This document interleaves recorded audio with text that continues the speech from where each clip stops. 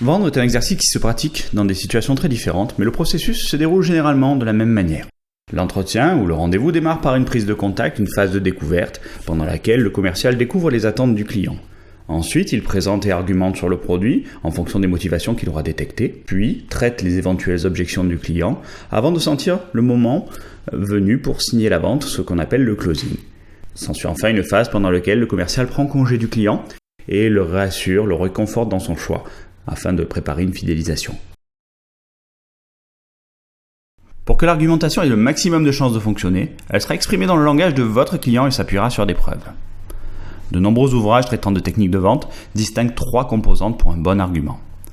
La caractéristique, qui est la propriété objective du produit ou du service. Par exemple, cette guitare est enduite d'un vernis d'ébénisterie très spécial.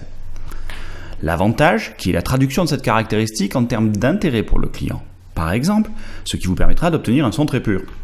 La preuve enfin, qui est la démonstration, entre guillemets, de la véracité tant de la caractéristique que de l'avantage pour le client. Dans notre exemple, essayez-la vous-même, ou alors, plus subtil, c'est le même vernis que la guitare d'Eric Clapton.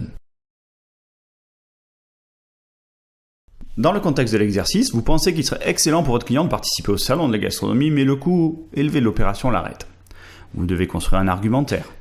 Nous vous proposons un corrigé, dans lequel, par exemple, au chapitre des motivations répondant à la sécurité, si jamais votre client est supposé réagir à ce type de motivation, vous pouvez indiquer comme caractéristique que ce salon existe depuis des dizaines d'années.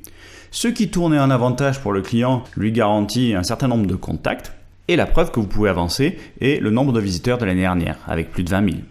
Enchaîner, cela peut donner...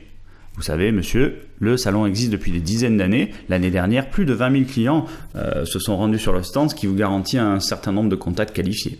Le principe est simple. En général, cet outil s'accompagne d'un traitement des objections. Votre client peut par exemple objecter que si cette année il pleut, il n'y aura personne au salon, ce qui est une objection sincère.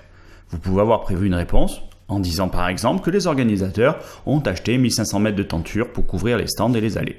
Le but est de laisser l'objection s'exprimer, de la prendre en compte et de montrer au client que sa réaction est appropriée. Mais bien entendu, il s'agit de trouver une bonne réfutation et pas 15 jours après la fin des négociations. Vous pouvez bien entendu approfondir ces notions sur Mercatech avec d'autres vidéos, des exercices corrigés et des fiches de cours synthétiques.